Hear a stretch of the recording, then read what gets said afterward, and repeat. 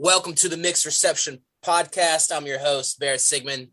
And today we got a huge guest, four-timer club, Tony Burrill. What is up? Yo, what's really good? What's up, dude? Okay, we got a huge episode today. We teased this at the beginning of the year. Star Wars Episode 1, The Phantom Menace. Man, this is a movie. Let me tell you, when I started this podcast, I circled this one.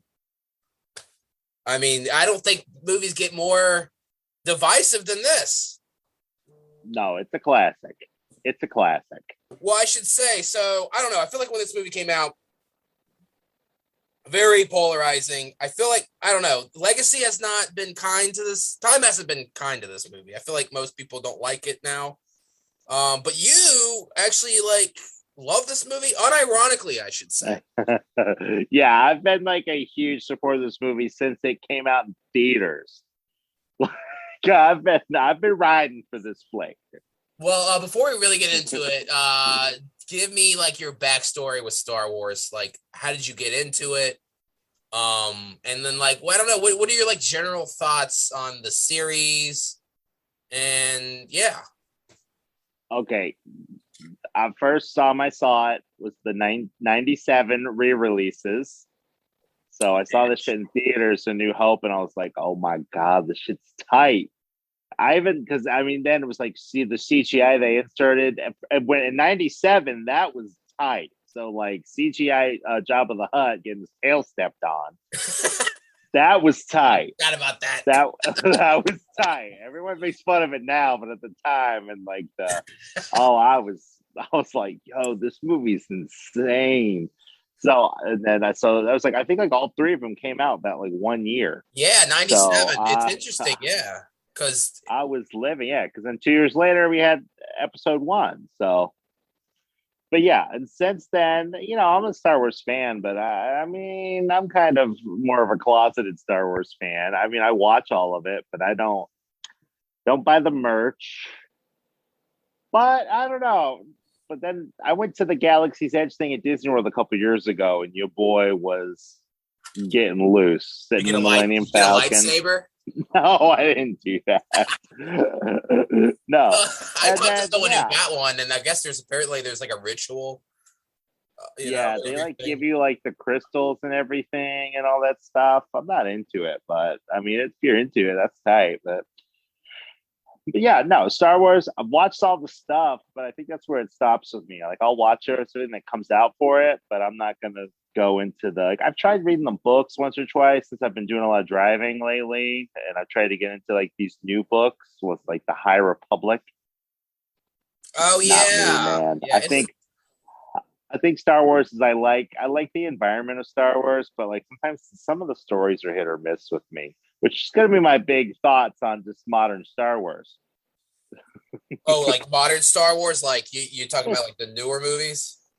Newer movies and some of the shows and stuff. Like, I don't know. It's like I think I like the world of Star Wars and like the characters and like the aesthetic and everything more than I like some of like the stories. Like, other than the basic, the rebels versus the Empire, the stories aren't that good. Well, that's about all they have, really. I mean, most of these movies are just like, the rebels versus, the Empire. Exactly, which I think what we saw with the Disney ones was like they tried to keep it going, and it was like it wasn't that good. Oh my gosh, that last movie was the ultimate like Hail Mary. Like what? Like we don't have anything. Just bring back the Emperor. Well, we don't know what to do. That's what I'm saying. It was like they tried to like keep that story going, and it was like it was a pretty simple story. There wasn't much there. I think the prequels did an okay job of like fleshing it out. But I think what you're seeing now, what I like is like Clone War, or not Clone Wars, but Mandalorian. I don't know. There's more fun stuff going on that's like away from the Jedis and the damn Oh, I love the Empire. Mandalorian. The Mandalorian was great. The Mandalorian was simple. I mean, yeah, I mean, it was just kind of, it kind of, I don't know. I think it kind of went back to like the old school, like man with no name, like kind of Western stuff. Oh yeah.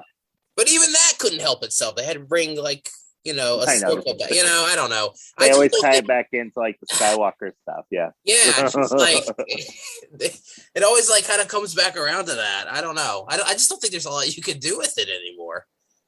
No, I really don't. I agree. But yeah, I would say, yeah, I'm kind of like you. I mean, well, my parents weren't into Star Wars. But I remember going to a friend's house and watching A New Hope. And I was like, this is fucking awesome. And then, yeah, like 97, that was kind of like the resurgence of like Star Wars. Because I think the popularity in Star Wars had kind of waned. It was kind of dead. And then the special editions brought it back, which I hate the special editions now. But I'm kind of with you. Yeah, at the time, I was like, oh, this is fucking cool. But now I fucking hate it. Dude. I could talk about that all day. I mean, I don't know why they just can't release the originals, like the theatrical cuts, but I just don't think that's ever going to happen. Well, what I saw before, the rumor is that George Lucas, when he did the remasters, like did it on the original copy, I guess, or whatever of the Star Wars movies. I think I heard so the that only too. like remaining like copy of the theatrical cut is the Laserdisc edit, supposedly, which was what they released on was it DVD way back when. Yeah, I had that. Yeah, I bought those on DVD, and yeah, they did have. Yeah, you're right. And I did watch them, but yeah, they weren't pretty poor quality. Yeah. I don't know, man. It's fucking Disney. They have like endless money and resources, and there are like unofficial like releases. Exactly. They could like floating around upgrade. On the internet. I just like copies and stuff. Yeah. Yeah, you may not have the original print, but like, come on, you could do something. Exactly. But yeah, so that pisses me off. But yeah, I mean, at the time it was cool. Yeah, I mean, the late '90s was. I mean, you had like what Shadows of the Empire, that video game. Like Star Wars was kind of on the up and up. You had like the books, like the Thrawn trilogy. I mean, it was like, yeah. I mean, I think I was like the perfect age for like all that stuff. I was like 9 when Phantom Menace came out, and I gotta say, like, I love this movie when I was a kid. Like, I fucking loved it. Dude. I mean, we're gonna get into it. I mean, looking back, it's not that great of a movie, but man, at the time, I fucking loved it. And yeah, the prequels are kind of guilty pleasures for me. Like, they're not great movies, but like, I don't know. I just have a lot of nostalgia. Like, I don't know. These movies were fucking events when I was a kid. Like, there was so much hype. Like, I would say this. Has there been a movie with more hype than The Phantom Menace? I mean, maybe Force Awakens, but yeah, that Force Awakens, like people were ready. I mean, dude, we stood in line for like an hour. I feel that's like to true. get into a damn screening. That was crazy. I mean, yeah, we were there like a couple hours early, and then like we still didn't get good seats. Yeah, we had to sit up at the very fucking front. Yes. You were really into that movie. You saw that like what? I was, because I thought it was setting up all that cool stuff they were hinting at in that first one. I was down, and then Ryan Johnson had other plans. Yeah. We talked about. I did an episode on The Last Jedi. Okay. A while back, but man. I know. Yeah. Yeah. I mean, that's the thing. They just didn't fucking plan it out. They did not plan it out. I don't get it. No. And all the stuff really that they teased at in that first Force Awakens, I was for it, man. I was like, this sounds cool. And then they just didn't follow up on any of it. See, I think in a lot of ways, The Last Jedi kind of felt, in a lot of ways, I mean, obviously they left some stuff open, but it kind of felt like more of a conclusion to me. I think the first movie should have been Luke training those Jedi, and then like Kylo Ren, Ben turns evil. I think that's what the first movie should have been. Because it's such a, I don't know, like that third movie is so disconnected from like Yeah, the first two. Like they just didn't know like what the fuck. I can't even really say I blame them. They just like didn't know what the fuck to do. no, no. Yeah, and it seems, I don't know. I kind of got the vibe that like J.J. Abrams did it as like a paycheck. The last movie, I think so. Well, like the first one, he was so into it, but he knew he was like, I'm just going to do this one, and I'm done. You Well, know, yeah, it's I think like, the third one, I think they were like, look, we need you. yeah, Although it's interesting, the Colin Trevorrow Duel of the Fate script is like kind of, yeah, that script is out on the internet, and I read some stuff. yeah, it's so much better, right? It seems like a lot. I don't know why they just like fucking jump ship on that, because that was like I way don't know. better. My whole thing is bringing Palpatine back just is so stupid to me. It was. I Like, thought it was like I said. It was like there was no more story to tell with that whole the Empire thing after Darth Vader died. So like, why did they keep? They tried to like drag it on again. well, that's where I think like if you're gonna do more Star Wars after Return of the Jedi, I think the prequels are the way to go. And I think on paper, it's like, okay, we're gonna do, a young Obi-Wan training, Anakin turning to the dark side, become Darth Vader, like the old Republic, like the Clone Wars. On paper, that sounds like a fucking awesome idea, but like, I don't know. I guess they just didn't. It wasn't that well executed. I don't know. I feel like this prequel trilogy, like these two trilogies, have the inverse problems. Because like, I think, yeah, yeah, because like this new trilogy, like it's got like, I mean, they're pretty well made movies, and like, the dialogue isn't bad, and like, the actors are pretty good. It's just like you have nothing to work with, like no story. yeah. It just felt like there was no like purpose for them existing other than just putting Star Wars movies out. Like, it didn't feel like there was a story to be told after that, which is so weird because all you could need to do is this. All anybody wanted to see was just what did these characters do after Return of the Jedi. Yeah, They wanted to do something different. I wanted to see Luke like train a new generation of Jedi. Like, I don't know why we didn't get that.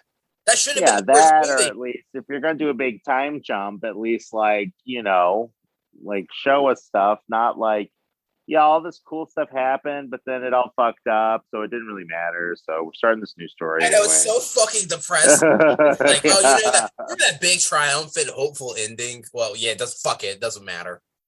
Yeah, None of it exactly. mattered. Fucking Palpatine's back. Fucking Luke's depressed. Han died. Yeah. And then in like hindsight, the whole trilogy is about like Palpatine's daughter like learning how to use the Force. I'm like, I what think does it's this his got to do with granddaughter, anything? but yeah. Well, yeah, but I mean, if you look at everything as like a 9 movie whole, it's like, okay, so then what the fuck did the Skywalker shit do? And at the end of the day, it was Palpatine's granddaughter is the one that like Oh my god, I hated that ending. brought it. You know what I'm saying? It's It's like, like, why did we waste 6 movies on the oh my god. Skywalkers when Well, it's one the day, Palpatines that you needed to give a shit no, they about? should be naming the Palpatine saga. Really, The Palpatine saga. the Palpatine He's saga. I mean, yeah, I fucking hate. I won't go too into that movie, but I hate the end where that old lady's like, "Who are you, Ray? Ray who?" Ray I gotta rewatch it. Why? I haven't. I saw it in theaters and I never watched it again. I said, "This fuck this movie." I've seen it twice, and I think the first time I didn't hate it, but then the second time I was like, this isn't that good. But yeah, I do want to do an episode on that movie one day. But we're here to talk about Phantom Menace. So I mean, let's just get into it. So I mean, like you don't hate this movie. Like what do you think about it? Like, All right, so this movie, episode 1, is like represents all my favorite ish about Star Wars. It's a lot of exploration. They go to like 3 planets, and then they like spend time in each of them to the point where you kind of feel like a lay of the land. They show you like all the different kind of alien species and all the different personalities and stuff, which I think when Star Wars is at its best is when they do that stuff. Return of the Jedi at Jabba the Hutt's palace, which was basically anytime the movies get away from the damn, Jedi's versus the Empire stuff, that's when I think I like Star Wars the most. I was about to say, because you don't like Jedi, but you love that first like 30 minutes, right? Yeah, I love the whole Jabba's palace stuff, and then once that's over, I usually turn the movie off. Yeah, I know. Because at that point, it's like I don't really care. That is the best part of the movie. I like that Yeah. movie. I hate the Ewoks, but yeah, I'm with you. That is like fuck. That is like the best like opening to a movie. Yeah, and then A New Hope, my favorite stuff is like all the Tatooine stuff because it's just, you're kind of getting a feel for this weird, grungy desert world. But yeah, so this one I felt like that was like the whole point of the movie, I felt like was this kind of, you have the Jedi's and stuff, they're undercover, but, they go to Tatooine and then they're kind of just hanging out there doing a pod race thing and hanging out in Tatooine, going to Naboo, hanging out underwater with all the Gungans, and then Coruscant at some point. Oh, just to like show you the Jedi Temple and everything. I was like, okay, I like this. And then I feel like in the other two, they went like full throttle into like the government aspect and the Jedi Council and the separatists and all that. You do get a lot of that in this movie too. Like you get like a whole weirdly paced like 30-minute like chunk of the movie. Yeah, like that's when the movie kind of, I was like, God, this is kind of boring. Yeah, the movie's not very balanced. It's weird, but I liked that. I don't know. I think I remember that's what I've always liked about Phantom Menace is it's like very, I don't know. It's like an exploration movie and cool, and it introduces a lot of cool stuff and scenery. Yeah, I mean, actually, so rewatching this, well, I loved it. Obviously, like I said, I loved it when I was a kid. But I was 9. I mean, I loved everything when I was 9. Yeah, like looking back, I don't think it's a bad movie. But man, it could have been so much better. I think there's a lot of wasted opportunities in this movie. Like it is shocking to me how much of a backseat Obi-Wan takes in this movie. Like he's barely in the movie. Like the whole second act, he's basically like gone. He's just like on Which is weird, because he's such a huge part of the trilogy. So why didn't he get a lot more development in that first movie? It's so fucking weird. And this movie, like, I will say, like, I think it's out of the 3 movies, this one actually like looks and feels like a real movie because there's actually like practical effects and like locations and like I mean, I think this is the best. I mean, I think it's a little bit more of a balance, and those other 2 is just like, I mean, just green screen. I mean, everything looks so fake in those other 2. Yeah.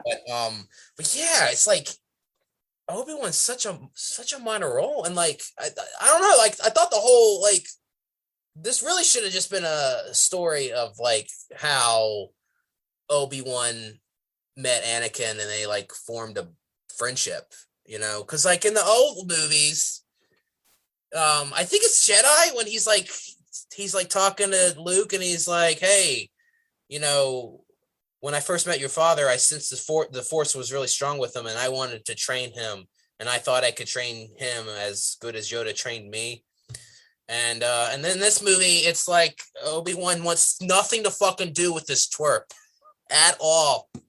He's like, why do I sense we picked up another pathetic life form? And then I love I love that part when they're on the platform in Coruscant and he's like, the boy is dangerous. Why can't you see it? And then like he's like right there, the kid, like right in front.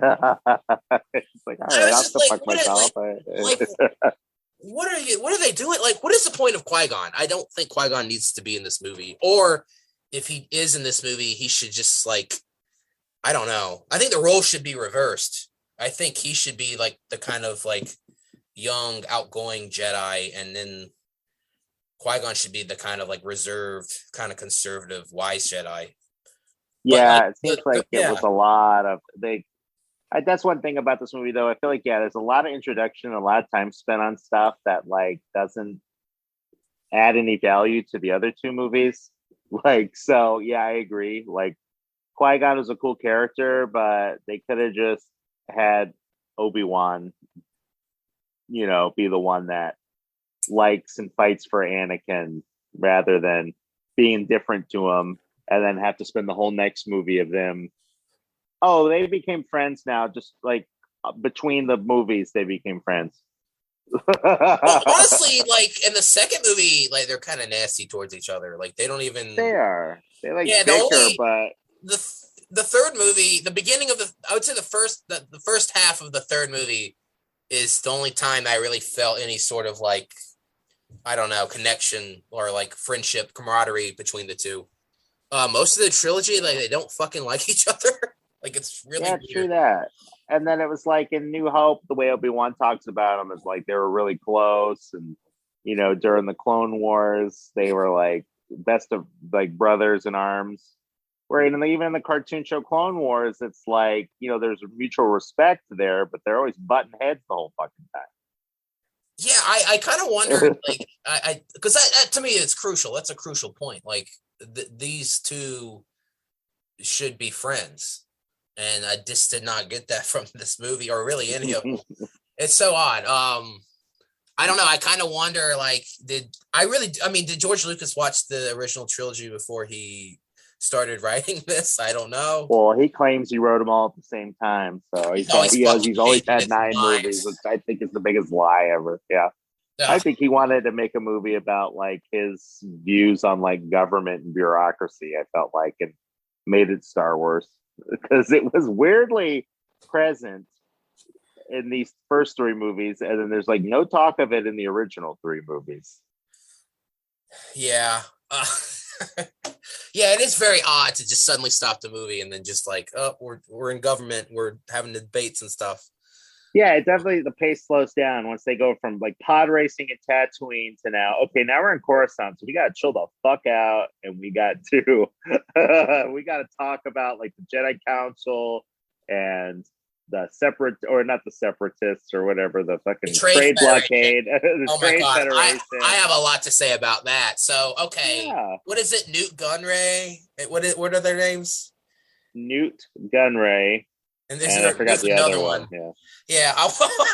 Well, we got to bring up this. I know this movie got some heat for like racial stereotypes. It really did, though. I mean, you can't fight it. I love it. I actually wrote this line down. I would never do anything to upset the Senate. I would never do anything without the approval of the Senate. But my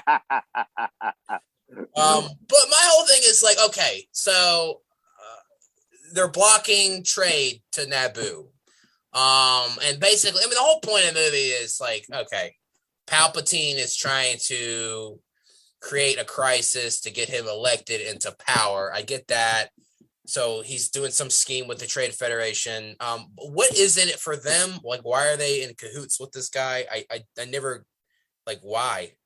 Yeah, I agree. Like to that, and then to the next one, the separatists and everything. It just kind of felt like, they were sole function was just to say like "fuck you" to the Galactic Republic. Like I don't understand what was in it for them. Like how they benefited, especially because when the Empire takes over,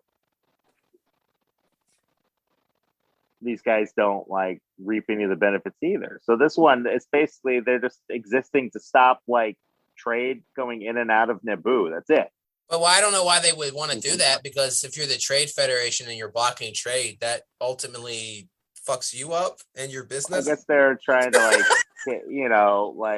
I guess blackmail or get a cut or just fuck over Naboo, I guess. I don't know. I think that was the plot doesn't really, I don't know, it doesn't really make any sense. Yeah, but for a movie that's like plays itself off as like a kid's movie the rest of the time. This movie definitely had like a lot of kids movie tropes, like the exploring and the Jar Jar Binks and the Jar Jar. And it does what most kid movies do, where there's always like long like competition scenes, like the pod racing or the going underwater and stuff. It's like that's like a kids movie thing. It was awesome, but yeah, I gotta say, like I hate the Gungans, and we can get into the Jar Jar, but like I mean that underwater city was like, I mean, visually, that was like really cool. Yeah, that's what I like about the movie, is it takes all the time to like show you this cool stuff and explore it and everything. But then it was like, oh yeah, this is this weird balance thing where it's like, but the real story George Lucas wanted to tell was the story about like, the old ways, losing touch with, the current times and getting taken advantage of by some corrupt politician. I was like, all right, dude, you got two different movies going on at the same time right now. Yeah, the Gungans suck. I mean, they don't really need to be in this movie. Really? No. I don't know. I liked Jar Jar when I was a kid. I'm gonna be honest. I liked Jar Jar when I was a kid. Yeah, I thought it was awesome. Yeah, I thought he was. I didn't think it was funny. I just thought he looked cool. Okay. Make no mistake. He looks fucking stupid. Oh really? I thought he looked cool. He looks cool. I got no problem with him. I like that. I like the frog. I don't know. It looked like he had like rabbit ears. I don't know. It was weird, but they drooped down. I don't know. I didn't like him. But what pissed me off though is that we spent so much time with him in the first movie, and not even just him, but like learning how his world works, learning like the hierarchy of all the different Gungans and Boss Nass, and then seeing how they interact with the surface world of Naboo and everything, to never see them again. And I'm not writing that off as I refuse to believe that it was a response to everyone hating Jar Jar. Yes, it absolutely was. Jar Jar, yes, but I just don't think George Lucas, and this is like my biggest critique of the movie, other than like all like the obvious memes and everything, was that we spent so much time introducing all these characters and all these worlds and all these things, and it didn't seem like he had any intention of like carrying a lot of it over to the next movie, other than Anakin and Obi-Wan and Padme. Like, why did we learn so much about pod racing and how the like Watto and the Jabba the Hutts? Why did they take the time to like show us all that stuff in the first movie with no intention of like following up on having anything carry over to the next one? Why did we spend so much time on Naboo to never go there again? Well, you do the second one. The second one they spent a lot of time on Naboo. That's where she's like hiding. That's where they have like their little love fest. I didn't realize that was Naboo. I thought that was some Naboo. Cool planet. Oh, okay. Well, but you're not there in any way that like is meaningful. That could have been any spot. You know what I'm saying? That's but like, why did they spend so much time like learning how this like world works and everything? And I don't know. I just felt like it's like you're spending almost 3 hours on this movie, and it's like then you go to the next one. And it's like, now we're going to this clone world and all that stuff. It's really anything consequences going on there now. And it's like, well, why the fuck did I spend so much time learning how Naboo works? This movie's kind of in the whole grand scheme of things and like context of the other two movies, it is kind of like a whole lot of nothing. Because the only thing that really is like you get out of this movie is we meet Anakin and Palpatine is now the Chancellor. That's really it. Nothing really else. You're like introduced on a surface level to a bunch of the important characters that it's like the real story doesn't begin until the next movie.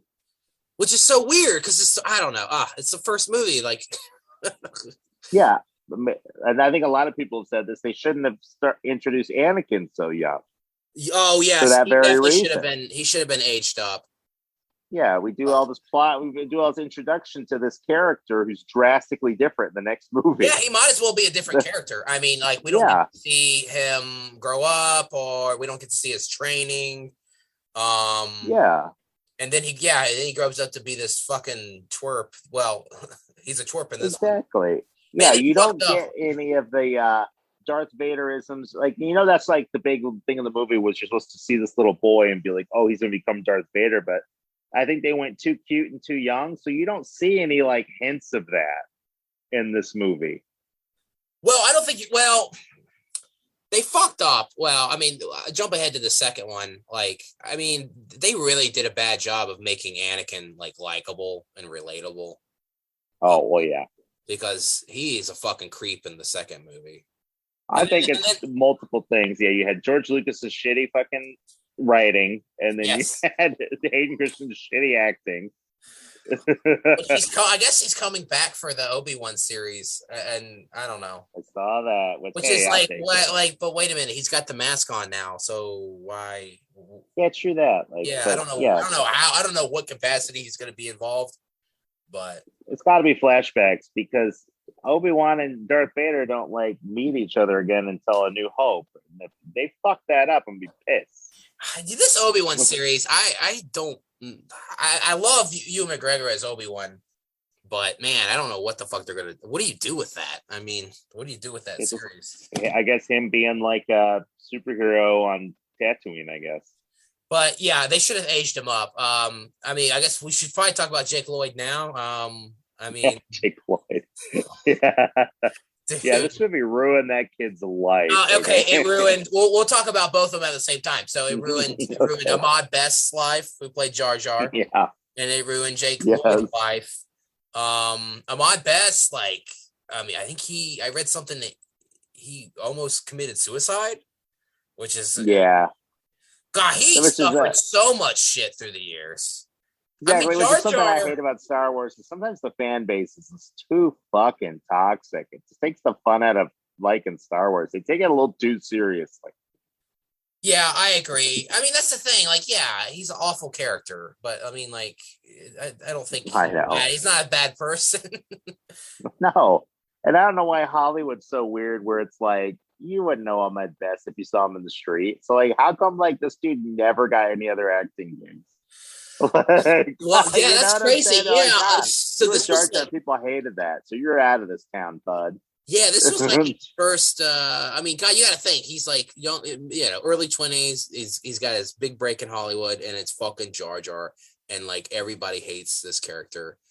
And George Lucas, like, oh my God, he put all his money, he put all his chips, the Jar Jar chips, on the table. I mean, like he loved this character. I mean, have you watched the behind the scenes making of the documentary? I mean, he's like, Jar is the key. He's the key to all of it. I don't know. So that sucks for him. I mean, I can't imagine, like, you're so excited and like you got your big break in a Star Wars movie, and then like everybody hates your character. Which, like, in terms of like worst movie characters, I mean, where would you rank Jar Jar? Dude, not even. I mean, we live in a world post Rose Tico, who was the worst. At least Jar Jar wasn't like some like token Disney's trying to be PC character. You know, he was who he was. There's so many worse movie characters that have got half the shit than fucking Jar Jar Binks got. I swear. I don't know. He might be up. I don't know. He might be number one for me. Really? Yeah, I don't know. Rewatching this movie, like, oh God, he's just. I mean, and like George Lucas thought this character was so funny, and like nothing hits. Nothing hits. No. He doesn't really need the Gungans don't really need to be in this movie. They like not really. No. I think their only purpose was him trying to like tell some story behind like about like the class structure on Naboo and stuff like that, but it didn't really matter at the end because then Naboo ends up fighting the whole fucking war for the damn Naboo people. The Gungans do. But I think that's what like the point was in a movie that was like trying to be like a super commentary on like politics and like society. It was trying to be like, here's these two, complete opposites. How can they come together to become one? And it was like, I don't know. Why did they? Well, what kills me too is like Jar Jar was like, this was an easy layup for a nice character arc. He's clumsy. He's kind of cowardly. He's kind of a buffoon. But like, he never changes at any point throughout the movie. And like at the end of the movie, he's like, killing droids and stuff, but it's like by accident. Yeah, I guess. And they try to make it seem like he wins over his like people because it's like, man, this guy's like crazy, but he gets the job done. That was like my takeaway from the whole Battle of Naboo scene. There's too much going on at the end. There's like 4 different storylines going on. And then like the same thing with Anakin too. Like, Anakin wins by accident too. Like that's Yeah, what I know. This movie. It's like half of the storylines are just like, oh, we won because it was an accident. Like Because this good is pod prevails, racing. dude. Well, no, and I hate that. So Anakin flicks a switch in the damn cockpit, and then just like it goes on a roller coaster, a total theme park ride. Now this But is it pod like, and racing. it wins the whole fucking war. So why are all these other pilots like flying for real and like dying and not doing shit? Like, why didn't they all just go on autopilot? This kid went on Oh my god! autopilot and then just like I didn't even think about that. Oh my god! Yeah, why even be in the cockpit if it's autopilot? Exactly. And this kid just like he clicks a button on the ship, immediately goes to the place they need to go to kill the force field, and then bounce. So I don't know. Maybe they were supposed to make us think that like R2 was doing more work than he was supposed to, but I don't know. Which R2? Why is R2 and C-3PO in this movie? I liked C3, the use of C3PO in the You sense did that not you just like kind that. of saw. No, okay. What? Let me explain. Okay. I didn't like the idea that Anakin just kind of made him. I hate I that. thought that was stupid, but I like that you saw like I thought he looked cool as fuck with all the wires. I just like that you like saw him and then you left. I think that's a good use of these like legacy characters, like checking in on them at like a time in their life, and then be like, oh shit, little does anyone know he's going to be a big character one day. Well, I thought that was tight. I just don't like that Anakin made him. I think that's like, well, okay, he's like, I made a droid to help my mom around the house, but it's like it's a protocol droid because they're like interpreters, right? I think pretty much. Yeah, exactly. So what the and fuck? Why would he make a protocol droid? And also too, like, what's he gonna do? He can't even move his arms. Like, I just like what? It felt a little tacked on, and then C3PO's there, and then R2, I do feel like there was a little too much emphasis on the droids in these prequel movies. Like, okay, they weren't that like destined and special. Let's chill out with that. Yeah, and I don't know. I think if you had to have C-3PO in these movies, I think it should have been a nice little cameo in episode 3. Maybe when he's on Bail Organa's like ship or something. I don't know. I think that's all you needed. But like, yeah. I agree. Well, also it's weird too. I mean, not that they would acknowledge each other, but it's like, I don't know. Darth Vader never says like, "What up?" to C-3PO. Like, no, yeah, and they doubled down because then he goes back for C3PO and then brings them along on their adventure. So how the hell? I get maybe like, oh yeah, I did make a droid way back when, but no, they doubled down. He went back and got him. Yeah, Darth has some kind of attachment here. So what the fuck? And then the uncle, what's his name? Uncle Owen. He was chilling with that droid for years. And then in A New Hope, he just shows up and like, yeah, exactly. I'm gonna buy back my stolen droid. Huh? Like, what a chump! Yeah, for real. I hate it. But to go back to Jake Lloyd, Jesus, man, what a fucking sad story that guy was. Yeah, for real. I mean, this kid was on top of the world. He had like a dream contract. He's working with Arnold in his prime, doing Jingle All the Way. Jingle All the Way. Then he's like, I got to deal with Star Wars. I'm gonna be a serious actor, and then that was it. Goodbye. Yeah, he got like bullied by like kids, I guess, at school, which is kind of fucked up. If a kid from Star Wars like was at my school, I'd want to be his friend.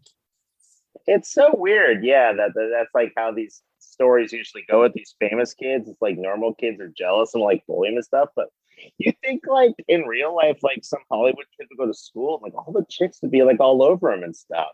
I know. I mean, like, so weird. It's the opposite. But yeah, I guess he got made fun of, and then I guess doing from what I read, I guess doing a lot of the interviews and stuff like took a toll on him. Just like all the press, the attention. I mean, that's gotta be hard for a kid. Again, should have aged him up. Should have made him like 17 or something. Also, I really don't think you gained any value from him being so young. I don't think it had any value in the other two movies. Also, he had like, I guess he's like schizophrenic too. Like, that's another thing. Oh, yeah. He had a mugshot. He got a DUI, I think. way back when, and like his mugshot was like, it was creepy. It was intense. But, I'm gonna check that out. yeah, look it up. Also, I always thought this was fucking weird. Like Padme is like a lot older than Anakin, and then they're like fucking in the second one. Well, then another thing I thought was clumsy writing with just speaking on Padme in general was the whole time we didn't know it was Padme. So we're spending all this time with the character. Well, we know it's Padme, but we don't know that Padme is Queen Amidala. So you're spending all this time with Padme thinking that she's just like a queen's hand and she's like nobody. And then they swerve you at the end like, oh no, she was the queen this whole time. So going into the second one, I had no attachment to like Queen Padme. It was just, I don't know. I just felt like, and then so much hinges on her being the queen and like whatever in the other two movies. I thought it was just bad storytelling. She's a senator in this. Okay, this is weird. Oh, yeah. So she's a queen, which in this universe, it's explained that it's not like royalty. You're elected. It's elected position, which is fucking stupid because Padme. I don't know how old she's supposed to be. I mean, I know Natalie Portman was like 16, 17. When this movie came out. Young, so who the fuck is electing a 16-year-old to run the planet? So that was weird to me. And then what about my boy Boss Nass? How come he has no damn official seat? Like, oh God, what do you think about Boss Nass? Boss Nass, dog. He was a real one. That was so weird, that one scene where he's like, you will go to the court. Go. That was why is he that was there's a couple instances where this movie just turns into like the motion theater at your local amusement park rides. It's like now you got to go through the core to get to the next part of the movie. That was a fucking cool scene. Those it was creatures. It was like scary too. I loved it. They looked fucking awesome. I mean, like, yeah, visually this movie is just incredible. Yeah, why does Boss Nass like? How come he doesn't look like the other Gungans? That was weird. Yeah, how come we never see him again either? That's what pisses me off. I think he cameos in Revenge of the Sith. I think he's like at her funeral or something. But he's like in the background. Oh, yeah. Yeah. And then Jar Jar. He's in a cameo in Return of the Jedi. When special edition?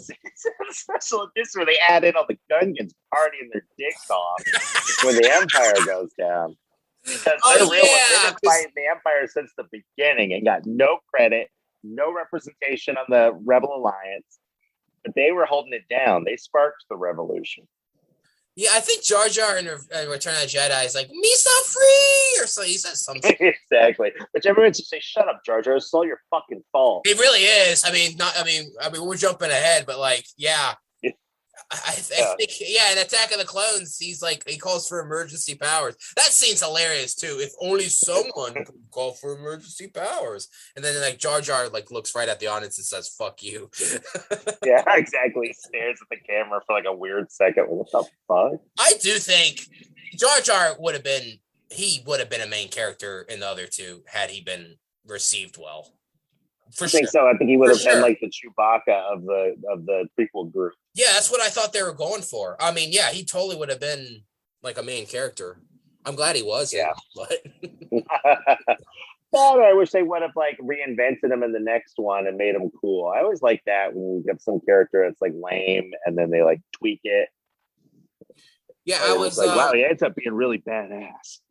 Do you remember that part in the making of documentary where and I'm kind of jumping around. I'm going back to Jake Lloyd, but Jake Lloyd. It's down to like 3 child actors, and then one of them's shitty, one of them's pretty bad, and then Jake Lloyd's pretty bad. He's like messing up lines in his audition. He like can't pronounce shit. He's doing terrible. But there's like one kid who's like actually like pretty good, and I don't know who these actors are. I mean, they're probably nobodies, but then everybody's telling George to pick the other kid, and George just like he goes with Jake Lloyd. I don't know. I guess he saw Jingle All the Way. I don't know. He just watched Jingle All the Way and said, "Man, this kid's got the sauce. This kid's got what it takes." But yeah, I don't know. I just thought it was weird that I don't know why. Well, yeah, it's like she's so much older than him, and I know they're both Yeah. adults. They're like adults in like the second movie, but like it's just weird. Yeah, and the fact that they like try to be like, oh, Annie, you've grown. Like, like what the fuck? Yeah. Oh my It's god. just Last time I weird. saw For you, the you were. sake of being weird. I know, right? Oh, also too, his opening line is like, "Are you an angel?" God, this kid sucks. He's such a fucking shitty actor. But the dialogue is like not doing him any favors either. No, yeah, it was an awful script and a lot of weird catchphrases. But I mean, in his defense, the movie was definitely trying to like be like a kids movie in a lot of those scenes. So I mean, he was like doing worthy acting for that kind of a movie. Yeah, I mean, yeah, it's not all his fault. Because it was definitely that whole like meet young Anakin felt like 90s like cool kid, like, hey yo, hit the nubs. Like, like those Oh my cool god. like 90s kids. Like, so he was playing the part that they wanted him to play, which is why the fuck did they want that kind of character in the movie? Also, your favorite line of the movie, your friend picked a dud with your friend picked a fight with a dud, an especially dangerous dud named Bulba. Hell yeah. Dude, I can that whole I love that whole Tatooine excursion. It The is fun. characters we meet, Sebulba, all the different pod racers. Yeah, I Oh, do like that stuff, like the designs, like all the characters and creatures, and yeah, you're right, like all the pod racers, which I liked on Disney Plus. They have the version that's extended, and they do like an extended like version of like all the intros for the pod racers. yeah, and you get a little bit more, little bit more story development, which explains a lot of the goings on during the pod race. You have that one character goes and fucks with a couple people's pod racers, which is why our boy Ben Quadraneros Oh at the yeah, starting line, his shit goes crazy. But in the theatrical cut, they don't show why, and it doesn't make any sense why they focus on it so hard. pod race is Because fun. in the theatrical cut, they show the guy Ben Quadraneros who's got the four engines on his pod racer. They show his like go every which way, but then like there's a couple of times in the race where they check back in on him, and he's still like fucking with it, and it's like, okay, this is a gag, but why are they going so hard on it? There's no setup. There you go. Ah, There you go. It's because Sebulba's little henchman went and sabotaged a lot of people's rides before the race started, but they cut it out of the flick. That's there you go, baby. I have to bring up the Nintendo 64 Pod Racer game. Were you a All-time fan? classic. God, it was such a good game. That's what It was so hard too. It was That's what. so What'd you hard. say? It was It hard. was Oh so yeah. hard. That's another thing about this movie too. It's like I got so much nostalgia for it because also the toys, the video games, and like the merchandise. I don't know. Like I don't know. I just like I think back fondly on that time. I don't know. Exactly. I think it was definitely George knew that like merchandising was a big part of Star Wars, his charm and money. So I think that's why you got so many of these different worlds and aliens and characters, and like we got to take time to introduce all this stuff. So that's a lot of more merch we could sell. But since you're doing all that legwork, I just don't know why a lot of it was like one and done stuff. I think that's my biggest gripe. So you wanted pod racing in the other ones too. Well, I wanted all the characters we met in the pod racing to have some kind of effect on the overall story. Like, why didn't we run into Sebulba down the road, in some way, get some kind of like payoff on that character, who had such an impact on Anakin's life because, he was the person to beat in order for Anakin to be free. Yeah, So it's it's true. like, we never saw him again. I think he's in. I think he's in Attack of the Clones. I think he's in that diner, or maybe it's his species. I don't That's just another Doug, man. That's not a know. That's dangerous especially one. dangerous. That's he's not as dangerous. I know you like the banter. the banter between him and Sebulba on the race. You like that part? I know. Yeah, Bobo or Slimo. I love it. Chestnut Sebulba. It's that quippy 90s shit. That's what it was. What I'm saying. Jake Lloyd, like, the assignment was be like a quippy, too cool for school, like 90s kid movie kid. And he was doing it in spades. Okay. Yeah, I mean, you're right. It's not really his fault. He's a kid, not a great actor, but he's a kid actor. Most kid actors suck, you know. Exactly. Like, what if they had Yeah. Jonathan Lipnicki in there? Would have been Oh the my same God. exact shit. Oh, give me Jonathan Lipnicki. Give me Jonathan Lipnicki, my little vampire, dude. Let's go. Yeah, pod race. Yeah, pod race is a lot of fun. My only question is, okay, so maybe you can explain this. Like, why is, because like Qui-Gon's like, oh, you can pod race? Oh, well, if you can, and he's like, I'm the only human that can do it. He's like, well, you must have Jedi reflexes if you can pod race. Like, well, what is so special about pod racing? Like, but like, I guess all these so other fucking fast. Well, I guess these other creatures, like, they must have force powers too. Like, why is being force sensitive? What does that got to do with pod racing? I don't know. I guess they're saying because humans are so slow. I don't know. I guess humans, but he's not a Doug. Dougs do it. They got no problem doing it.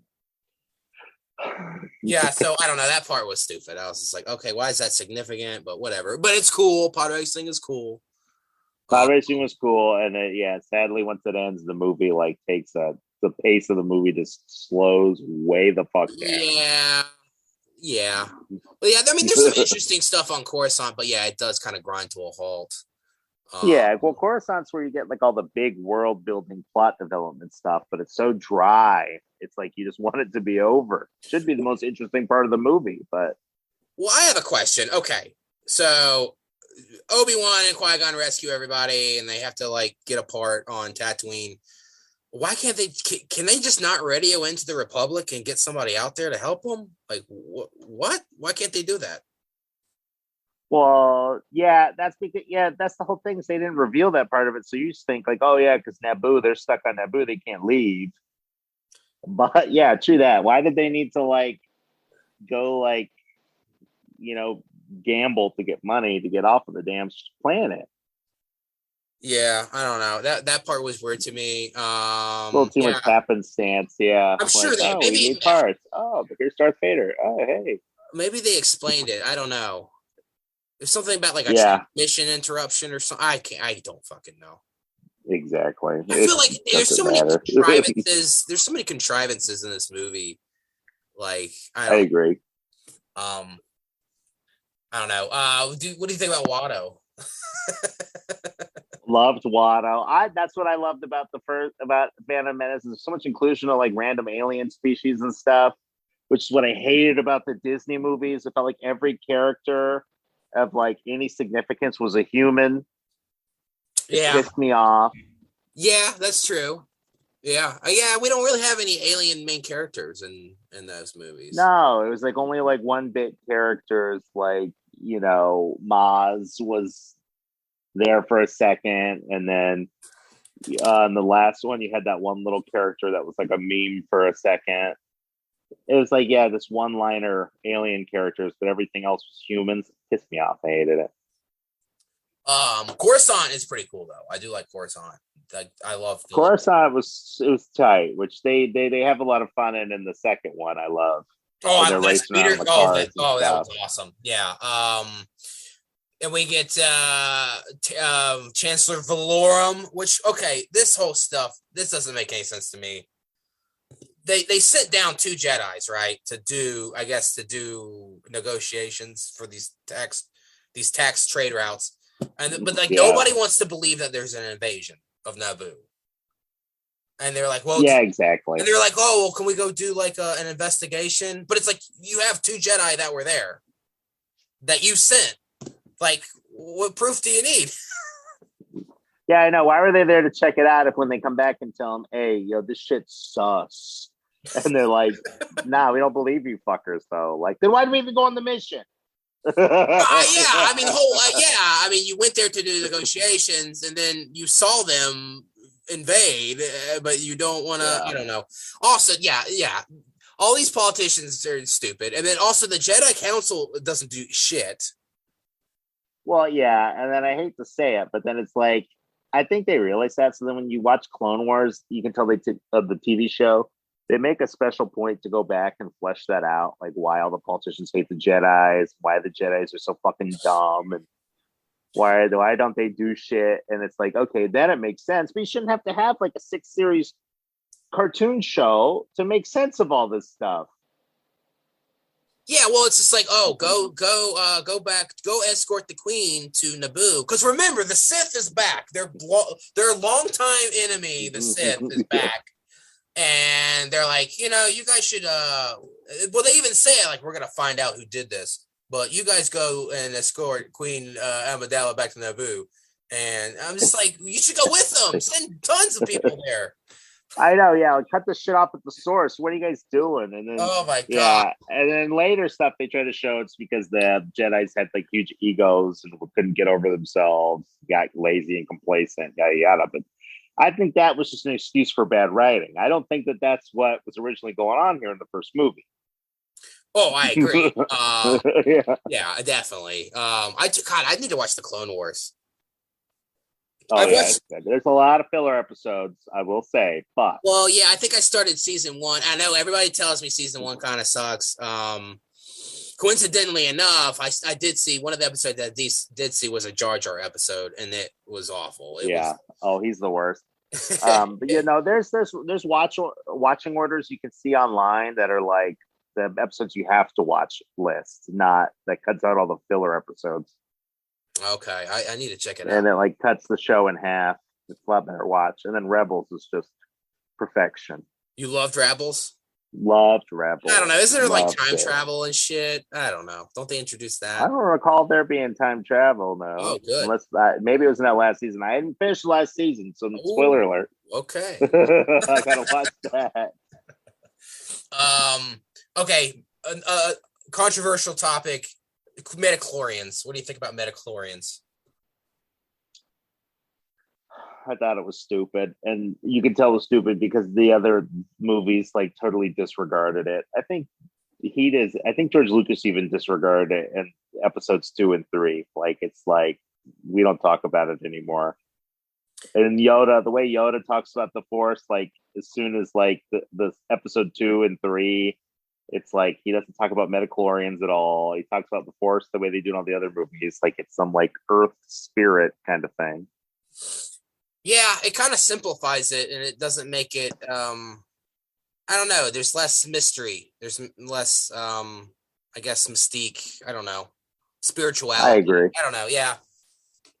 I don't know. I don't know, but yeah, it's kind of simplified to just the blood test. Like, oh, well, he's got a high count, so he must be good with the Force. Yeah, exactly. I don't know. I think you need to see Anakin use the Force or do something. I don't know. Like, I don't know. Maybe when they're in the city, he Force pushes Sebulba or something, and he's like, whoa. I don't know. Yeah, the only time they show it is when his pod racer is like on the fritz because of Sebulba, and he's able to like fix it with like his like head, right? Like, doesn't he have like a moment where he closes his eyes? That was weird. The thing was spinning. Did he use the Force to bring it back in? I was unclear on that. Yeah, I think that's what it was. I think it's like spinning, and then he does like uses the Force to like pop it back in place. Yeah. And then he like closes his eyes and harnesses his chi and does that big jump to get the jump on Sebulba, literally. Well, I wasn't sure if it was like, because he had some like metal, like little like, yeah, that little rod. Yeah, he had like a rod in his hand, so I wasn't sure if that brought it in, or I don't know. Confusing. Yeah, no, I think it was supposed to be like a little baby nudge. He's not Rey, okay? He was not able to like do the Force all in the first go round. Oh, I know, right? Jeez. Mary Sue. Exactly. I was gonna say shit. I was gonna say something. Okay. Oh, also, it's kind of weird. Like, I guess if you're a Jedi, you just can't have any emotional attachment at all, or you're gonna be bad. Because it's Yeah, like, oh, you miss your mother. Yeah, I do. And they're like, oh, it's bad. Like, I know it's weird, and it's like had they written the script a lot better, they could have shown that like you can do both. But they showed that as soon as like Anakin started doing both, his ass started turning evil. So it's like they proved the Jedi right. It's like, see, we told your ass. well, You I get kind horny of like, one time. well, I do kind of like in the second one, he has visions of his mom and then she dies and he kind of loses it. So it kind of plays into that. And then ultimately his downfall is he's afraid Padme is going to die. Well, I don't know. Yeah, I don't know. I mean, it's just kind of weird to me that like you can't have any emotional attachment. You can't miss people or you're going to be, Yeah. I don't know. And It's they didn't really prove that like edict's wrong because it was like Anakin like immediately goes to the dark side when he starts like betraying the teachings. He got that pussy. That's what that was. So he got so horny. He said, "Yo, like I'm sorry, Jedi. I gotta bang on Padme." Yeah, and then we go to Naboo. I mean, yeah, yeah, I don't like the droid battle. I don't know. I don't like. I think there's too much going on at the end. There's like 4 different storylines, and Yeah, then I agree. yeah, I just think I don't know, simplify it a little bit. Yeah, could have done without them like, running around the palace at the same time. Like you could have, and the star fight. Yeah, I agree. They could have cut some of that stuff out. I think the Anakin going into space thing was not needed. I don't think that did anything but sell Well, toys. you needed. Well, the thing is, okay, you needed to have Anakin do something heroic to get people to be like, oh, maybe there's something Yeah, special in this kid. However, it's an accident. It's all an exactly. accident. And he could have easily like done something heroic, like helping get Padme to the throne room or something. Yeah, I'm with you. Yeah, something like that. Um, Also, if you made Anakin older, you could have set up that romance with Padme a little bit. I don't know. That would have been nice. Yeah, exactly. And then he like saves her at some point, and she's like, "Oh shit, you saved my life." Yeah, like I don't know, develop that a little bit. But yeah, and it's like yeah, same thing with Jar Jar. It's just like Misa know how to boomba. And it's just like Yeah, he's just doing his thing and winning a war in the process. So what kills me too is no like character development, though. I do agree with you on that. some poor that part where he just like that creature like shits in front of Jar Jar at the pod race. Like Yeah, some poor animator like just came home from work and honey, and then like the wife was just like, "Oh, honey, another long day." He's like, "Yeah, I had to animate a fucking creature shitting in front of a cartoon rabbit." exactly. And then he shakes his head, and his like nose is like a penis, and then, like shakes around just to make it worse. I know, right? There was a lot going on in that one little snip. We haven't talked about Darth Maul. I mean, No, and then the Darth Maul, which was a villain. Another thing that proves my point: why spend all this time and energy on these characters that don't add any value to the overall plot in the trilogy? Darth Maul was cool, but what did he bring other than what they added in the cartoon show way after the fact? yeah, that's another reason why I want to watch the Clone Wars because I hear that like they make Darth Maul like a great character. Very sympathetic character, I agree. But it was like they could have done a cool story where, Emperor Palpatine keeps swapping his apprentices left and right, which in the Clone Wars cartoon show, they go into all that with Dooku and with Darth Maul. But in the movie, if you're just watching the 3 movies, you're like, how come this dude's got a different apprentice every time? And why do we always spend so much time with them just for them to like die without any consequence? So like everything Darth Maul did in that movie had no bearing on anything that happened forward other than killing Qui-Gon. That was it. Well, I think I don't know. They should have given him.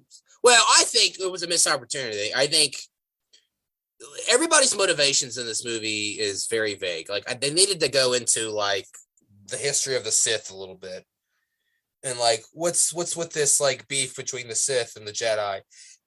I don't know. You needed to have that scene. And like, in the New Hope where like, Obi-Wan's kind of explaining everything to Luke. You needed a scene where like, I don't know, Obi-Wan's explaining to Anakin like, oh, the Sith are our arch enemy and for generations. Yeah. You needed to go into that, I think. Which I think was what the Qui-Gon's purpose was. It was on a point we talked about earlier, like why was Qui-Gon? I think that was it. It was just to be like our tour guide. And then at the end, he's dead. So now it's like, well, what do we, But they didn't do a good job because, why was Darth Maul's sole mission to go and like kill Qui-Gon of all the Jedi? I don't know. What is he even doing on that planet? I don't really know. Well, actually, no, he's after the Queen. He's after the Queen, right?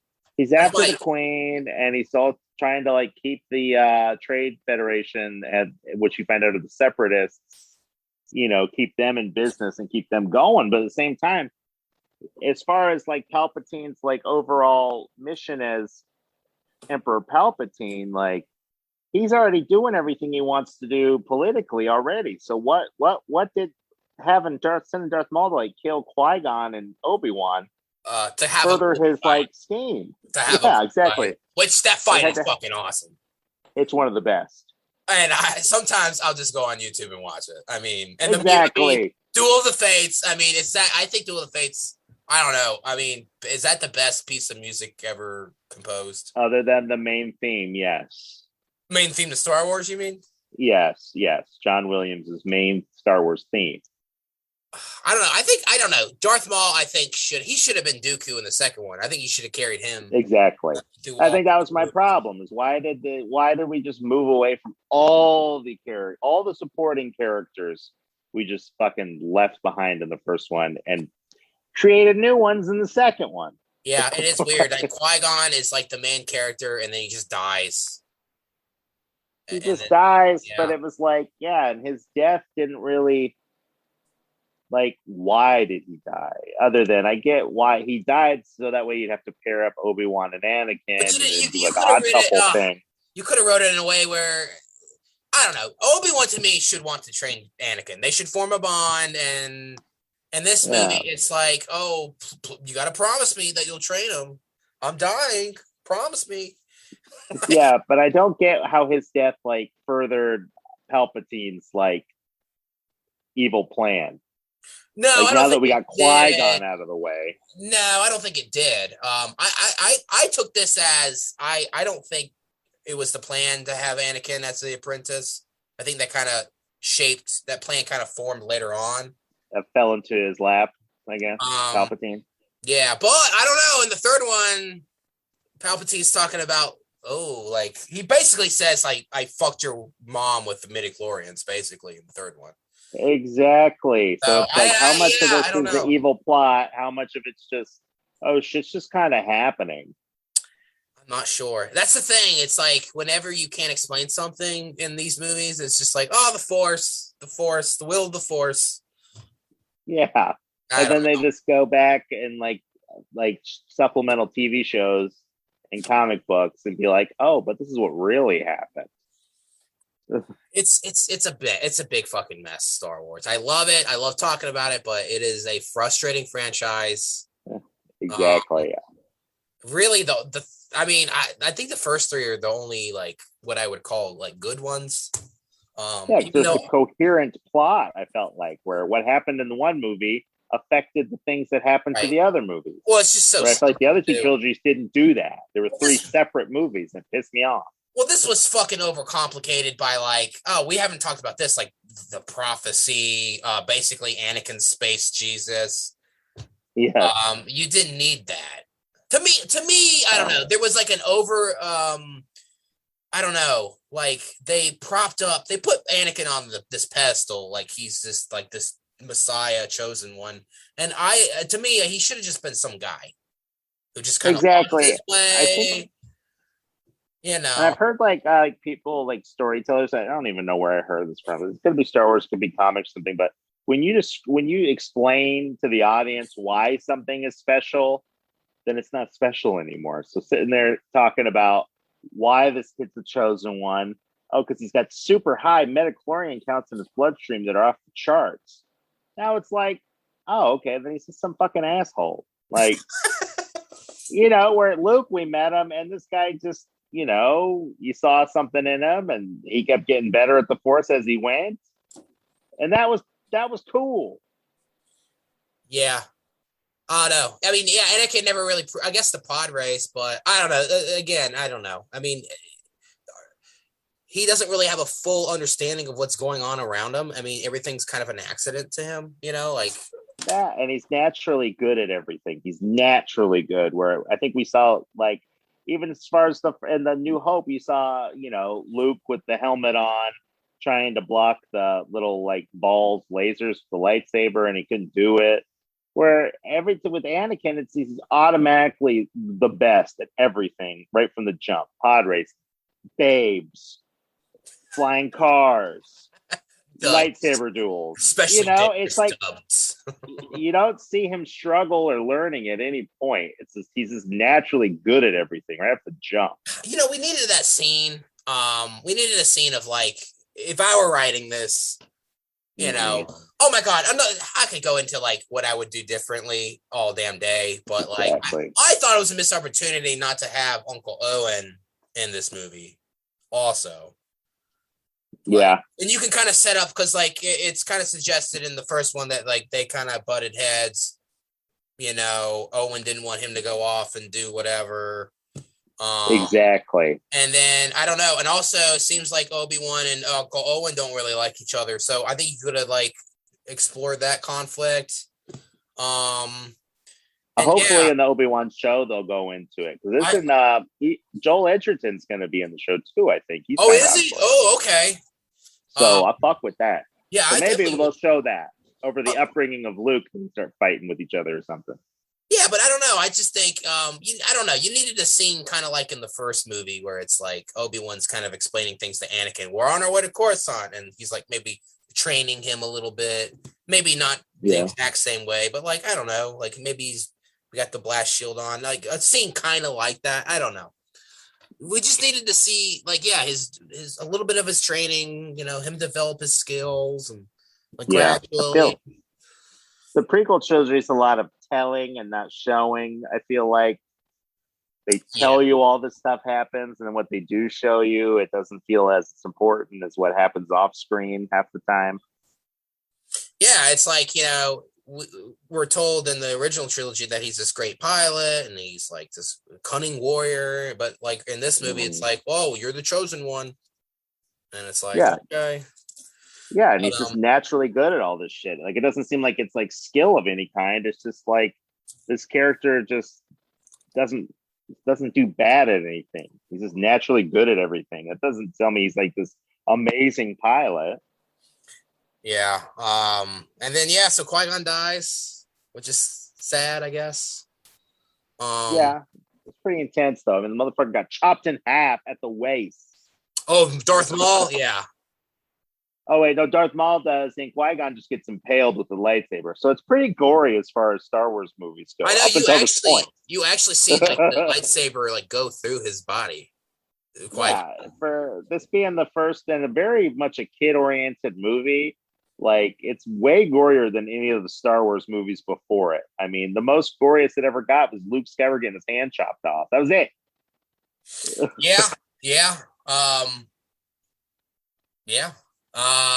That's pretty much the movie. I mean, then I guess they all get together and they're like, Boss Nass is like, well, no, and then he's like, I guess they're like, oh, well, we don't think you should. That was a weird scene too. We don't think you should train Anakin, but you're going to anyway. You got to for Qui-Gon's wishes, brother. Yeah. Which I can't believe, like, they had such a bad feeling about this little twerp, but they let Obi-Wan do it anyway. I don't know. I know. It's like they knew this motherfucker. I mean, Yoda prophesied that this motherfucker is going to destroy the Force, and he said, "All right, train him." I don't know. Do we even need to have? Why even have a conflict? Why even? I don't know. Like this movie. These movies are weird because they paint Anakin as like this bad guy from the get-go, kind of. Yeah, like they let you know, like this guy's gonna fuck everything up. Like Yeah, as soon as the halfway through the first movie in the trilogy, they say this dude's gonna fuck it all up, and you know that as the viewer from already seeing the middle Star Wars movies, so you know he's gonna fuck it all up. So it's like I didn't feel myself rooting for him at any point. Even as a little innocent boy, I wasn't like, dude, I think Anakin's gonna prove him wrong. I was like, they're telling me over and over again that this kid sucks and that I yeah. know he sucks from the Darth Vader movies.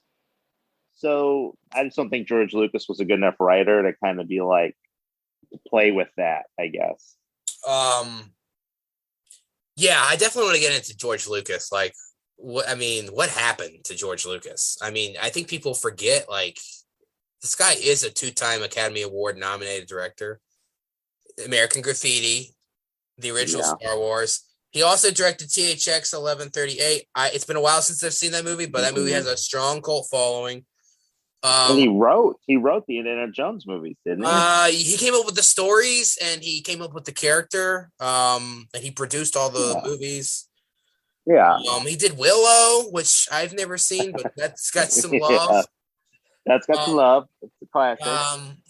Yeah, I don't know. Like, what happened to him? I mean, this was like his first movie that he did in like over 20 years. I mean, I think it's, if you look back at all those movies you listed, they were all pretty simple plot wise. You know, it's very like simple storytelling where it's like A leads to B, which leads to C, and then you have some conflict, and then it's over. Where I feel like this one, he really tried to like tell a really complicated story and a bunch of stories at the same time, and I just don't think he was the writer to do that. Well, it's crazy too because I think he wrote American Graffiti and wrote the original Star Wars. I mean, so the guy, yeah, I don't know. I think you are right. But those are all pretty like linear storylines. This one's like him going back, and he's also alluding to things that happen in the future, and from what it sounds like, he was very like a dictator. Like he directed everything, he wrote everything. It was his call on every single thing. And well, what is crazy? Recipe for disaster. He did not direct Empire. That was Irvin Kershner. He didn't write it either. That was Lawrence Kasdan. Lawrence Kasdan wrote Empire and Return of the Jedi, and George Lucas did not direct Empire or Jedi. So I don't know why he thought that he. Well, okay. So we are kind of we'll jump into trivia. This is a nice segue. Okay. I have a theory. I don't think he wanted to direct or write this. I think so. I think you've heard this before. So there were some pretty big name directors that he approached to do this. Ron Howard, Robert Zemeckis, and Steven Spielberg. They all turned him down. Yeah, fuck Steven Spielberg for that one. Even though he was on a run at that time, though, I don't blame him. I don't blame him. Saving Private Ryan came out that same year, or the year before. The year before. And then he started doing AI, which maybe he should have not done that and done Star Wars. I actually rewatched AI. I kind of like AI. It ain't bad, but it ain't great. It's a little too dark and depressing. It's very fucking depressing. I did like, yeah. But we should do a whole pod on AI. I love that movie. Okay. I'll pencil you in for that one. The part where he's eating the spinach is like so insane and fucking weird. Yeah. God, that is a fucking depressing movie. But I do love it. Also, a great little double feature is AI and Minority Report. Yeah, that was when he was on his like the future is fucking scary, dude. Yeah, That's that weird kick he was on. But I think so. They all turned him down, and I think it was one of them. I think Spielberg was like, "Hey, like you should do this." God damn it. Yeah, and then Lawrence. I think he approached Lawrence Kasdan, who wrote Empire and Jedi and Raiders of the Lost Ark. He's directed a lot of stuff too, but he approached him to write it, and he turned him down. So basically, everybody he approached, like just like didn't want to work on the movie. I don't think he wanted to direct these, but I think it was kind of one of those things where it's like, well, fuck, I guess I'll do it. So yeah, I don't know. Like, who? This brings up a good question. Like, who do you think should have directed this? I think this one would have been good for like those kind of directors that like Hollywood just hires to just do like already made like scripts and stuff. I think because you could have had George Lucas be this big like miser behind the things, but not have him direct, like have somebody he could yell at and stuff. I don't know, because I'm trying to think about directors that would be good with it, but all the good ones aren't going to want to do like George Lucas's vision. They're going to want to do their own. So I thought about this. I thought about this question. Okay. If it wasn't going to be those three, because Ron Howard actually ended up doing Solo, which I mean, I don't think Solo's that bad. I only saw it the one time, but I remember kind of liking it. Great. Hear me out. Francis Ford Coppola. Yes. If you think about it, the guy was like, he tried to start his own company in the 80s. It was went bankrupt. He would basically in the 80s and 90s, he picked up any project for money. He kind of handled like a rise and fall, with The Godfather. That kind of character who like turns evil. I think this would have been perfect for him, and they're friends. Exactly. He's from that same school of directors, so would have had that like 80s movie feel, I feel like. I don't know. I mean, I don't know if he probably would have said no, but like, I think he should have at least approached him. I don't know if he did. Maybe I think Francis Ford Coppola would have been an incredible director to do this. Yeah, or whoever the director that did The Fifth Element was. I think he would have been good too. Oh, Luc Besson. Yeah, he would have been good. He already showed that he can handle it. It would have looked good at least. Yeah. I don't know. Interesting. I just think, I don't know. I think he just lost. I think that happens sometimes. You just lose touch. He hadn't done it in 20 years. Exactly. And then he had like all the money in the world. I think he didn't have the budget constraints he had and the old ones. And all this technology at his fingertips, which proved to be his worst enemy. That's another thing too. I think, the 90s, the early 90s was just like it was kind of the big bang for like CGI, right? With like Jurassic Park and like Terminator 2. I don't know. I think he just I think he got obsessed with like technology.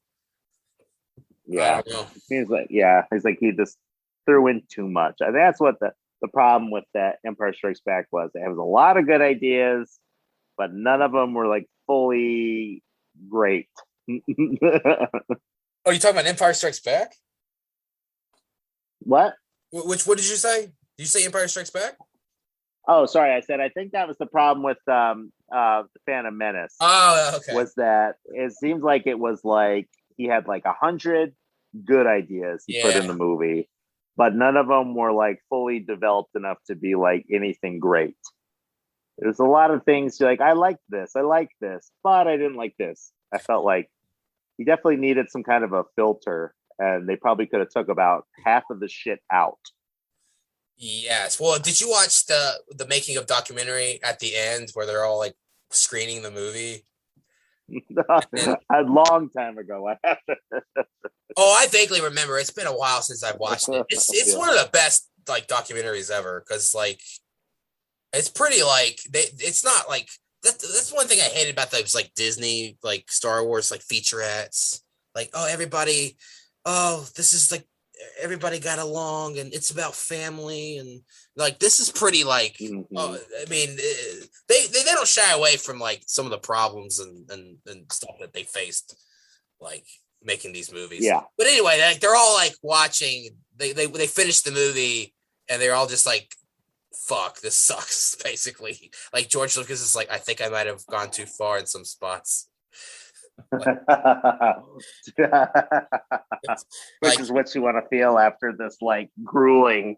What did it take them like 2 years to make the movie? Yeah, pretty much. This had like a very like I think they spent like a year editing it, and I think they started filming in 97, and this came out in like 99. So that's pretty crazy. I do have some. Anything else to add? I do have some trivia. I have some trivia bits too. I came prepared with. You show me your trivia. I'll show you my trivia. Okay. 1, Duel of the Fates was so popular when it first came out, and the hype for Star Wars was so strong. Duel of the Fates was like on the top 10 on MTV's TRL for like a week or two. No shit. I had no idea. That's the pretty music cool. video for Duel of the Fates. And then Really? Brad Pitt's Meet Joe Black was like number one at the box office for like its first like 2 or 3 weeks, solely because they debuted the Phantom Menace trailer before that movie. I did hear about that. Yeah. That's crazy. Or no, Meet Joe Black. Yeah, it's Brad Pitt, right? Anyways, Yeah, Brad Pitt, is that the one where he gets hit by the car? Yeah, that's the one where he speaks Jamaican and it's like cringy as fuck in it and stuff like that. Oh my god, I want to see it. Have you seen it? Mr. Ripley, one of the two. Yeah, I've seen the clips, the cringy clips where he's like speaking Jamaican and shit. I want to watch this now. But yeah, solely because they debuted the trailer in front of that movie of all movies, and people rushed to go see it so they could watch the trailer. I totally believe. I mean, this is like pre-internet. I mean, internet was a thing, but I mean, yeah, it was still like dial-up days. You weren't watching damn movie trailers. That's crazy. You got any other trivia? No, but that's how strong the hype was for episode 1. Yeah, I mean, God, it was an event. These movies were an event. I mean, people would I feel like this was the beginning of the midnight premieres. You didn't really have that before. I feel like, because I mean, we used to do it all the time when we worked at the movie theater. But like, yeah, this was kind of like, oh, let's go see a movie at midnight. This was kind of the start of that, I feel like. Yeah, this was like the first time you saw that, or you saw people like taking a day off work to go watch a movie premiere, dish like that. I do got one I think you'll love. Benicio del Toro was originally set to play Darth Maul.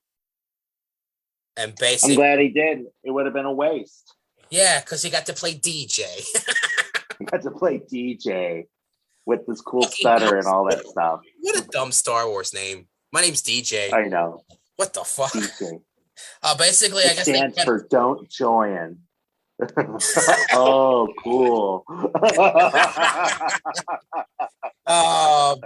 Yeah, basically Lucas took most of Maul's lines out of the film. And yeah, basically I guess he just was like, fuck that, I'm out. Yeah, I agree. Why would I do a speechless movie? Especially because Benicio del Toro is like an actor's actor. Like, he's not like a stunts guy. Yeah. What would he have done? He had done Usual Suspects by then, so he was kind of like an up-and-comer. Like, yeah, nah. Yeah, but he was known for being like a good actor, not like, oh, dude, he's not going to say shit, but he's going to flip around and do all this crazy stuff. Yeah. Like, he would have been the wrong guy for that. Yeah. Darth Maul is kind of the Boba Fett of this trilogy. Like that cool character, like the cool-looking character who like really isn't a character. Exactly, and then there's a lot of mystique, so the fans kind of fleshed out the character for the movies. Yeah. Okay. I thought this was interesting. Michael Jackson campaigned for the role of Jar Jar Binks. They should have let him have that one. I mean, yeah, fuck it. I'd be so down. Oh my god! It's not like we got something classic in exchange. Yeah. Jesus. George Lucas decided against it because it would his star power, his star status would compromise the film. Yeah, I get that. People would go in just calling him Michael Jackson, not Jar Jar Binks, which he was the key of the movie. So this killed me. Okay, so I found this out. I don't know why. Like, it goes back to what I was saying before. But supposedly early treatments of the film did not have Qui-Gon Jinn and simply had Obi-Wan by himself as a Jedi Knight. Qui-Gon was added he knew it should have been just Obi-Wan. Yes, oh my God. But Qui-Gon was added as Obi-Wan's master to flow with the generational passing the torch theme found throughout the whole saga. Like, what? Yeah, no, dude. There's too many generations then. I don't know if I believe this. But Vin Diesel Morgan Freeman, Tom Hanks, Kyle MacLachlan, Kurt Russell, and Denzel Washington were considered for the role of Qui-Gon Jinn. I don't know. Okay. I definitely not Vin Diesel. What the fuck? No. Yeah, especially young Vin Diesel. It's not like he was. This is where IMDb trivia. Sometimes I don't know what to believe. Sometimes. I know that doesn't match with the generational passing of the torch. Kenneth Branagh was originally considered for the part of younger Obi-Wan. I could totally see that. I believe that one. Yeah, but I'm glad we got Ewan. Oh God, I will say Ewan. Like, I think he really comes into his own in the other two. Like, I think he's one of the best parts of this trilogy. Frank Darabont originally slated to be writing the script at one point. Why the fuck? He would have been a good choice. Talking about guys that could have, done this once. He'd be a good guy for any of them. For the newer trilogy too. Oh, they could have gotten anybody else. I know. The kind of paychecks I'm sure they were willing to pay. I'm sure they could have gotten anybody. Let's see here. I did think, okay. Razzie nominee for Worst Picture, Worst Director, Worst Screenplay, Worst Supporting Actor, Jake Lloyd as Anakin. Supporting Actress, Sofia Coppola as Sache. I guess she was one of the background handmaidens. I didn't even know that. Okay. I didn't know that either. Oh my, okay. Worst screen couple, Jake Lloyd and Natalie Portman, and Jar Jar Binks, Ahmad Best won the worst supporting actor category. Yeah, I mean, I don't know. I think that's valid. I think all these deserve the nominations. Yeah. Yeah, at one point, this was the second highest grossing film worldwide behind Titanic. And then they re-released it in 2011. So it had made 924 million, and then it grossed another 100 billion when they did or 100 million when they did the 3D re-release. I remember that. It's so random because then Disney bought them right after that. So it's like they only re-released Phantom Menace in 3D randomly, not even on an anniversary, for no fucking reason. Yeah. Did you go see that? No, I didn't. I'm surprised you didn't. Even then, I was like, why? Because they had just come out on Blu-ray, so I was watching them at home, getting loose. That was what was that, 2011? So that was I feel like 3D was kind of starting, the 3D craze was kind of starting to die down. Exactly. It was the tail end because Avatar was 2009, which was the peak. Yeah. So it was way after the fact. We're doing 3D re-releases of just the Phantom Menace. Get the fuck out of here. I wonder if anyone was really excited for Attack of the Clones to be re-released in 3D. I would have been. I would have said, hey, I wouldn't mind watching that Jango Fett and Obi-Wan space chase through the asteroid field in 3D. That'd be tight. That one probably lends itself better to 3D, probably, actually. I agree, because it's all CGI, so I'm sure they could have layered it really cool. Liam Neeson was so eager to be in the film that he signed on without having read the script. I feel like he does that a lot now. Exactly. He signed to all my movies. Liam Neeson is a good actor, but goddamn, he'll do anything. Yeah, he must not be good with his money. That's how I'm starting to feel with these older actors that you used to know them as really good actors. Now they see a bunch of shitty movies like Nicolas Cage. It's I just think they just got too crazy with their money. Nicolas Cage does need the money. That's well, yeah. But Bruce Willis doesn't, I don't think. So why is he still doing these? Exactly. Why is he doing these random straight to Netflix movies and yeah, I don't get it. Okay, so I have to read some reviews. I got to talk about my boy Roger Ebert. Okay. 3.5 stars. He fucking loved this movie. He said an astonishing achievement in imaginative filmmaking. Lucas tells a good story. If some of the characters are less than compelling, perhaps that's inevitable because it's the opening film in the new trilogy. He concluded his review by saying that rather than Star Trek films, filmmakers could give me transparent underwater cities and vast hollow senatorial spheres any day. 3.5 from old Roger Ebert. Yeah, it was pretty shady on those like Star Wars or Star Trek Next Generation movies of the time.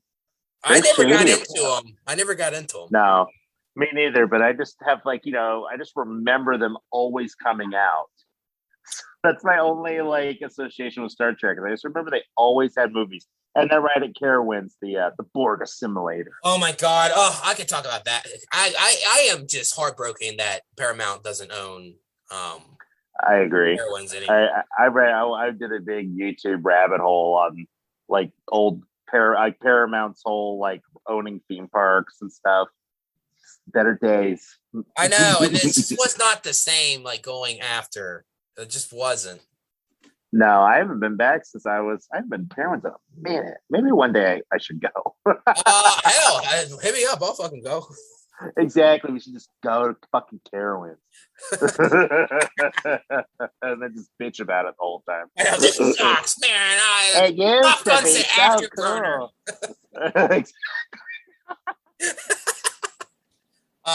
Okay. This was funny. The Washington Post. Quote, "The Empire strikes out." I thought that was a funny review. Damn, dude. That guy said, print it.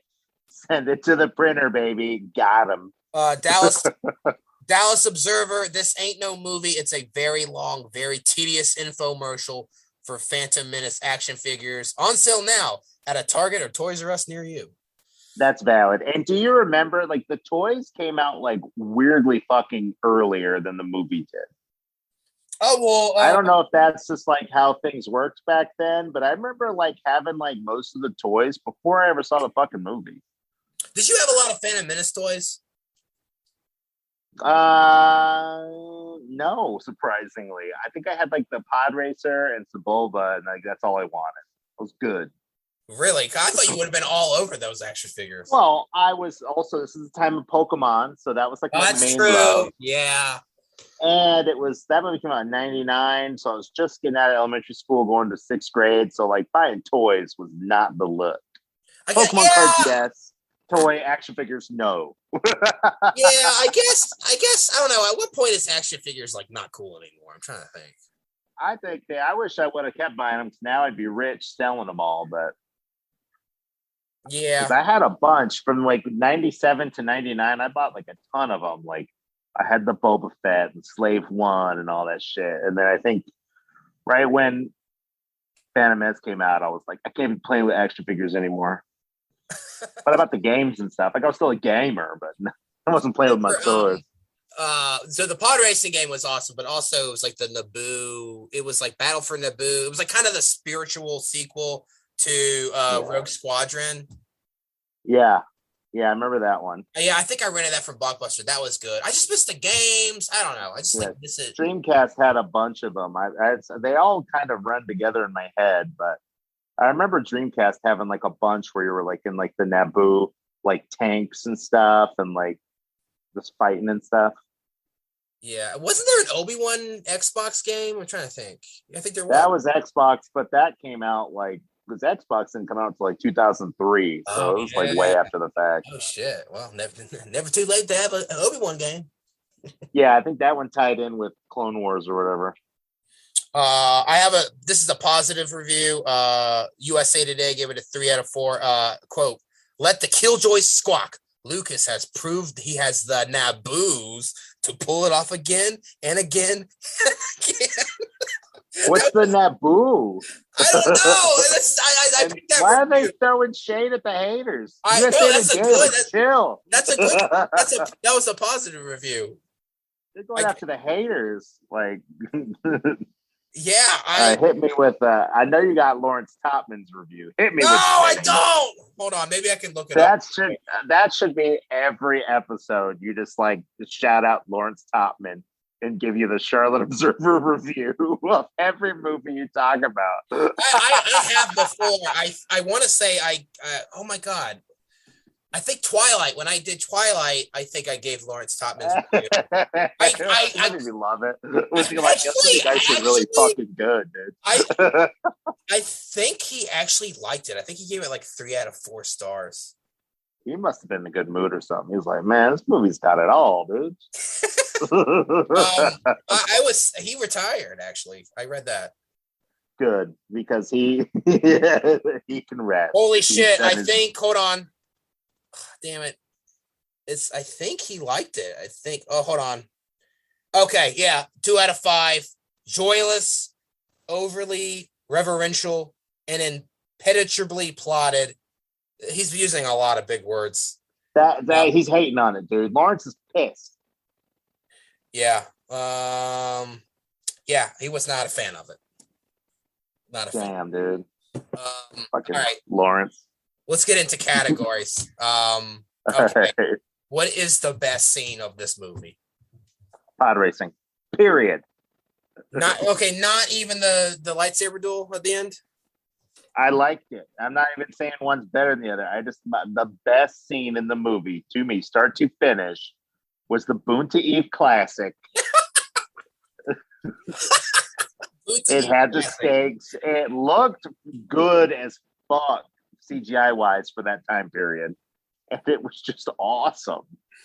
Yeah, I know you love the extended pod race in the exactly. When I saw the extended version, and what's extended about it, the pod race scene, I said, "Let's do this." Dude. Yeah, you're like, oh, I've been waiting. It's 10 minutes longer. It's all pod race. You get so many scenes from all the other racers. It's perfect. That is a good scene. I'm gonna have to go with the lightsaber duel at the end. Now, not really a whole lot going on, like emotionally. I'm not really emotionally attached because I don't know Darth Maul. I barely know Obi-Wan. I was a little sad when Qui-Gon. I actually like Liam Neeson does a good job. I think he's charming, but that character, I just don't know really. I think with that scene, I was sad in the sense that we'll never really get to know those characters. Where it was like, I think we've had similar. I compare it to like when Captain Phasma like died in the first movie of the new trilogy. Yeah, it was like, oh wait, I wanted to like see that character do stuff. They're already dead. Yeah, I think that's how I felt watching those two die in that scene. Even as a kid, I was like, wait, I wasn't done with them yet. No, Darth. Well, hey, you get healthy dose of Darth Maul in Clone Wars. Little did you know. Clone Wars, and we almost got a bunch in these solo movies, but that'll never happen. Yeah, I don't know what's the status with these movies now. I think they're still Patty Jenkins is going to do a Rogue Squadron movie. No, thank you. I'm good. Yeah, I think they've told everything about the Rebel Alliance at this point. Like, what is there fucking left to say at this point? They should just make a new Rogue Squadron video game. Yeah, I don't know why they won't just do like a bounty hunter like movie or show. Like Mandalorian's such a huge fucking hit. Like go into like the crime people. Well, that book of Boba Fett's going to be tight. I think that's going to be finally answer to my praise. Okay, all right. I think what they're doing, they're doing an Osaka show too. I think. A what show? Osaki. Oh, Ahsoka. Ahsoka. Yeah, Ahsoka. Yeah, I don't know how to fucking she's say getting her own spin-off too. Yeah. Okay. Worst scene of the movie. Oh man, worst scene's got to be they first meeting Anakin in Watto's shop. So many cringy one-liners, awful kid dialogue, awful kid acting. Yeah, are you an angel? What does he say? I'm trying to think. Yeah, are you an angel? But after he gets a little sassy with him. I'm a person and my name's Anakin. Oh my god. Yeah. I'm a person and my name's Anakin. Hey, hit the nose. just all of them back to back. Just going for it. Okay, yeah, worst scene, that is pretty bad. There's a lot of bad scenes in this movie. And then you can't forget the one when Watto walks in the shop. Cheskas? Oh wait, no, that's Sebulba. Sorry, I'm thinking about Cheskas. Okay. I'm trying to think. He says he has a little back and forth with Watto and like the port. No, they speak in like Watto's language with each other, and it's so fucking bad. Yeah, that scene. I know. Aluminum Matafa. Aluminum Matafa. Dude, oh my god. I think for me, I do not like I think everything with Jar Jar. Listen, I know it's a cliche at this point to hate Jar Jar, but I mean, everything with Jar Jar sucks. But like that last battle is just so stupid. Like when Misa no Hana and then there's that one part where he's like the droid is like stuck to his foot. And he's just like swinging it around and like fucking. He's like killing everybody. Yeah, he's like, it's just like, ugh. I think that the Gungan battle at the end is probably my worst scene. Okay. Yeah, I'm gonna go with that. Okay, now this we're gonna get carried away with this one. Best quote of the movie. I mean, there's so many. It's working. What were they thinking? Like, hey, I need you to say it's working, even though we can clearly see it's working. To show that it's on now. We're gonna race. Best quotes. Now this is pod racing. Classic. All-time classic. What are some other ones? I just want to, because this movie, you and I, like, we have quoted this movie like so much. There's always a bigger fish. There's always a bigger fish. Natalie Portman's awful line at the end. Hello, so and so. But there will be a new treaty. Yes, I'm glad you brought that up. I was watching the movie. I'm like, oh, could they not get another take? Yo, I gotta be honest. Natalie Portman's not good in this movie. There's no. Remember when she's like the reveal, and she's like, no, I beg of you to help us or something. She's like, it's like so bad. I'm trying to think. What are some other lines? Oh, you were right about one thing, Master. The negotiations were short. Random one. Anakin's mom talking to Qui-Gon. I gave birth. I gave milk. I just thought that was something that just sticks with me. Why the fuck did you say that?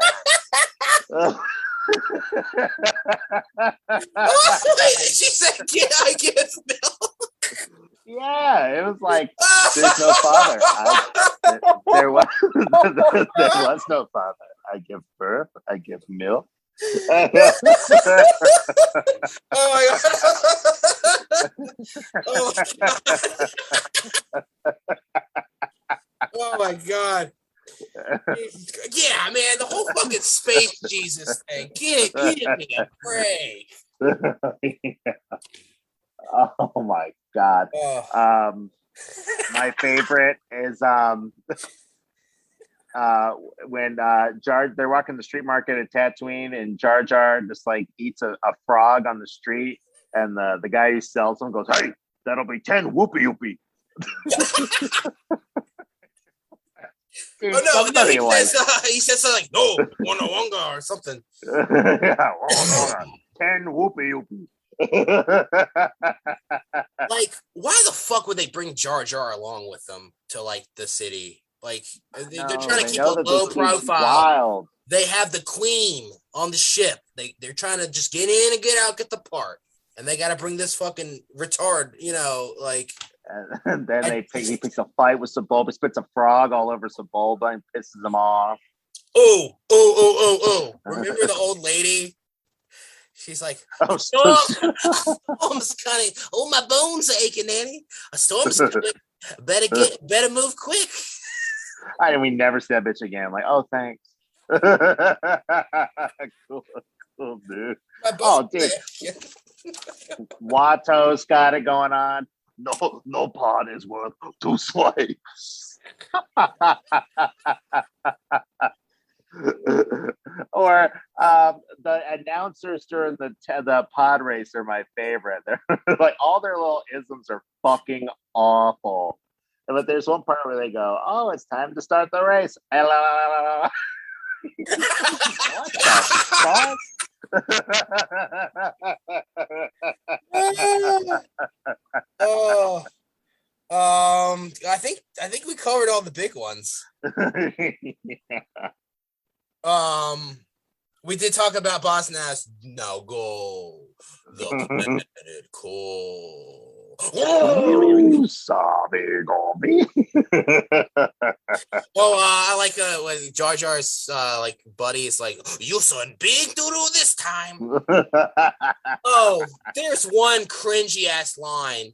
I think this was the moment where I was just like, "Fuck Jar Jar!" Like seriously, he's not funny. Where it's like, yeah, they Qui-Gon does his mind trick, and he's like, well, I could use I could use a navigator. Like, let me bring Jar Jar with me, and he's like, oh, beat this better than here than in the core. What I mean? Exactly. Like, oh my god, it's just like, oh, so bad. I know. Are you an angel? That's a pretty big quote. Yes. I think we said all the nominees. Now, what is the best quote you think? Like the best out of all? When I think episode 1, the best quote is always, oh man, you put me on the spot. Dude, it's got to be. It's working. It's working. I just think that one moment, like, just crystallizes the whole movie experience to me. It's just like dumb but cool at the same time, and it's memorable for all the wrong reasons. I think you said it best earlier. I gave birth to him. I gave milk to him. That's mine. And like, Qui-Gon's about to be like the daddy right now. What's going on? No, okay. Can we talk about this? Like, Qui-Gon totally wants to fuck Shmi. Fucking Shmi. Exactly. Yo, I didn't bring this up in trivia, but like, I guess Qui-Gon had to he had to persuade George Lucas to like, hey, like, I think it'd be cool if I put my my hand on Shmi's shoulder. He just like kind of wanted like a little human moment. Mm-hmm. And there is one part we watched this movie. It's in the hangar. I didn't notice it before. But like, yeah, everybody comes up, and I think Padme's like, "Oh, hi, Annie," whatever. And then Qui-Gon, I think, helps Shmi off the little horse thing, and it's like, "Hey, how are you?" It's very, very. Oh shit, dude, that's so sexual. Yo, Qui-Gon's trying to fuck. Exactly, dude. He's trying to get 2 slaves for 1 pod. No, flip. It's worth 2 pots. Oh, we forgot. I only need. What does he say? Only money. What does he say? I don't know. Oh, yeah, he goes, two cubes will be just fine. No, it won't. Those my tricks don't work on me. Only money. No, it won't. I did say earlier, I gotta say it again. I would never do anything to upset the sin. Yeah, dude, there's a bunch of those guys. They had some lines at the end too. I forget. God, they were funny. Okay. Okay. Great quotes. This might be the most quotable movie I've talked about. Yes. Okay. What's the best unintentional comedic moment? I mean, everything, Anakin, everything, the whole movie. Everything, Anakin, everything. The whole Tatooine thing was just weirdly comical, I guess. Dude, oh my god, that is a great fucking 30-minute stretch. It's great. Exactly. I'm gonna say it's working. Yeah, I mean that's pretty funny. I don't think that was meant to be. No, I don't think so either. I think else was like an inspirational part. Like he got it working. There's one part where I don't know. I mean, I don't know if it was meant to be funny, but like these fucking like shitty kids come up to Anakin when he's like working on his pod, and you're like, oh, it's never gonna work. Come on, guys, let's go play ball. Or I'm like, exactly. It was that little like Greedo with the damn frying pan. He was talking all the shit. Yeah, but you got this like ugly, like redheaded bastard of a child. And he's just like, oh, come on. Anakin's playing with his pod racer. Let's go play ball. Let's go play ball. I don't skip pod racing. You fucking wieners are going to play ball. Get out of here. So that's pod racing with the fucking teenager. Like you guys are playing ball. What the fuck? Okay, so that's my comedic moment. Best performance. I would say Qui-Gon. I like Liam Neeson. I mean, he's a great actor. He's very charming. I think I would go Qui-Gon as well. I mean, Ewan McGregor, he's just not in the movie that much. When he's in the movie, I think he's good. Yeah. God, he just takes such a back seat. It's so disappointing. And I thought Yoda was good in this movie. I liked Yoda in this one compared to Yoda in Attack of the Clones and Revenge of the Sith. Like this one, he was a little bit darker and edgier. I liked it. Now, this was I remember the original theatrical cut. He was like a puppet. Yeah. But he was everybody hated the look of Yoda. So I think for this, they CGI'd him. So this is like the special edition, so to speak. Yeah, they went back and put his like Attack of the Clone look in Phantom Menace. Which hot take? I kind of like I just like puppets. I just like puppets. Yeah, I do too. I liked it too. I thought it was weird. I think what people didn't like was they gave him like hair and it just looked weird. He had like a curly afro kind of look to him, like a Jerry curl. Yeah, they tried to make him look younger, I guess. Yeah, but it was like they didn't, because it was like the same puppet. They just gave him like a younger hair. So it was like kind of weird looking. It was so weird looking. I'll go Qui-Gon as well. What's the worst performance? We have a lot of nominees here. We got Jake Lloyd. We got a lot of nominees. I'm going to say the low-hanging fruit is Jake Lloyd. Yes. He's the easy one. He's the easy target. I don't want to pick on him any more than people already have. He's a kid. I mean, he's a fucking kid.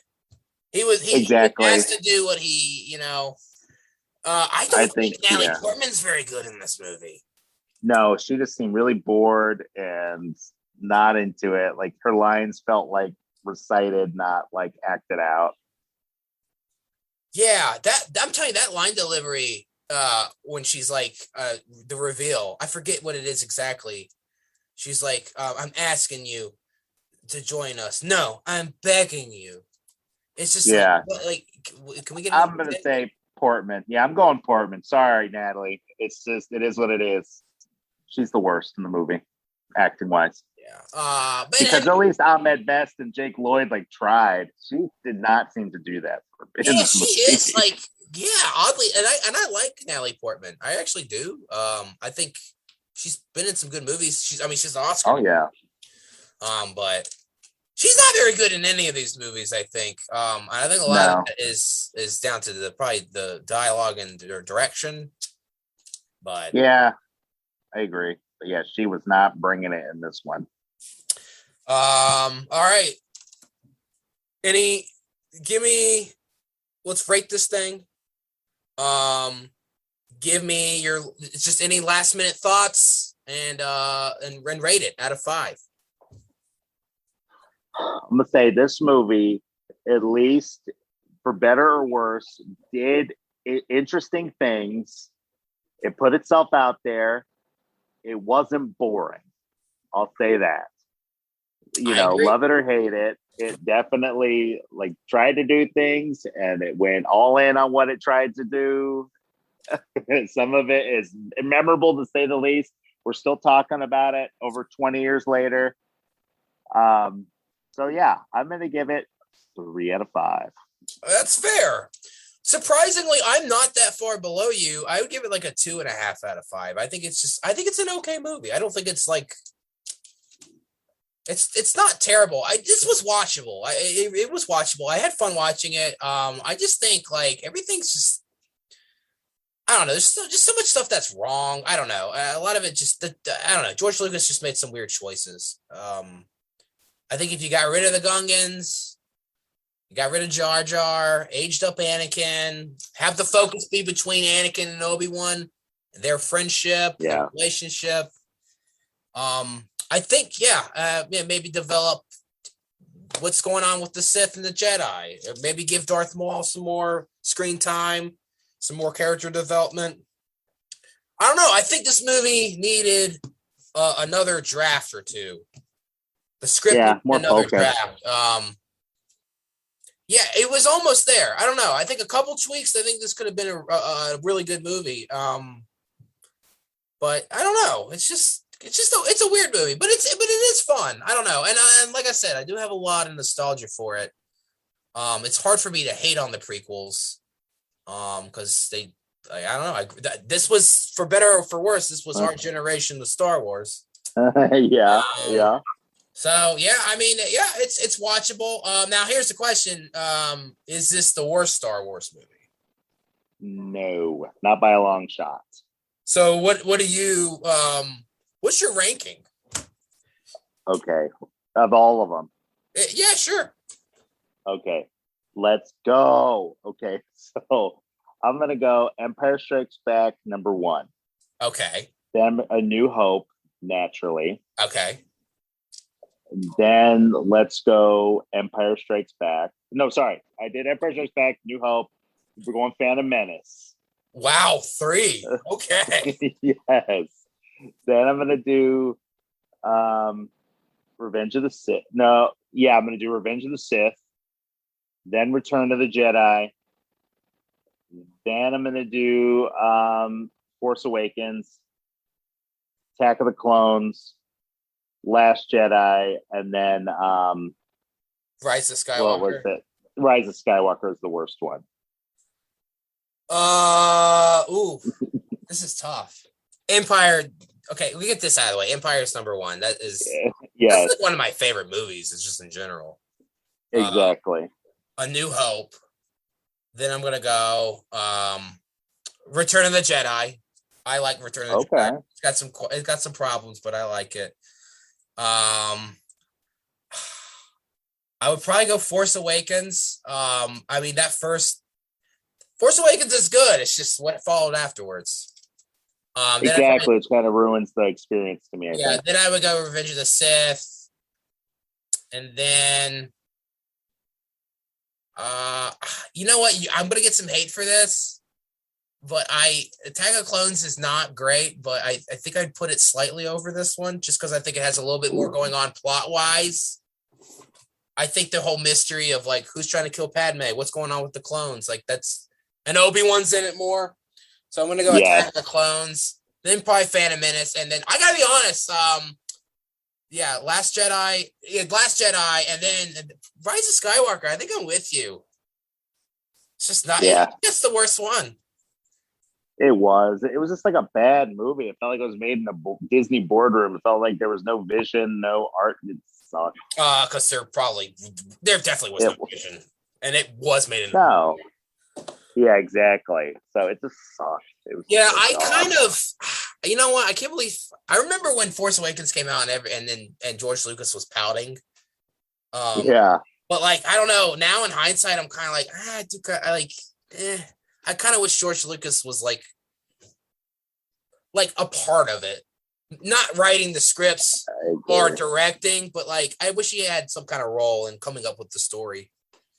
Yeah, it's weird that they like fed into the memes so hard, and we're kicking him completely out because he ruined the franchise. Now we look back and like, yeah, Disney didn't know what to do with it any more than he did, so they should have kept him on. So I think like a producer or something. So I think we like the prequels better than the new trilogy. Yeah, yes, absolutely. I think man, it's weird. I think the sequels are probably better made and better written, but I don't know. This just has a better story, I think. Exactly. The story's more interesting, and it actually has payoff, and one thing leads to another. Unlike the sequel trilogy, where it was like they set up all this stuff, and in the second one, they decided, nah, we're gonna do this other stuff instead. And the third one said, no, let's go back to what we talked about in the first movie. It's a mess. Star Wars is a mess. I think at this point there's more movies that I'm kind of just indifferent towards, but that's what I'd say. Star Wars is like the most popular like bad movies, I think. There's more bad than there's good. Yeah, I think at this point I think there is. All right, well, dude, this has been fun. I love talking Star Wars, but this was a childhood classic. So yes. It's good to go down memory lane. Thanks for coming on. I want to have you on again. I was thinking Spider-Man, the new Spider-Man movie's coming out. I think it'd be cool to revisit Spider-Man 3. Hey, I'm down for that. Because we worked at the movie theater when that came out. And I feel like we have to do it. We have to do it. So we have to. Okay. All right. Thanks again. Thanks everybody for listening, and I will see you guys next time. Bye.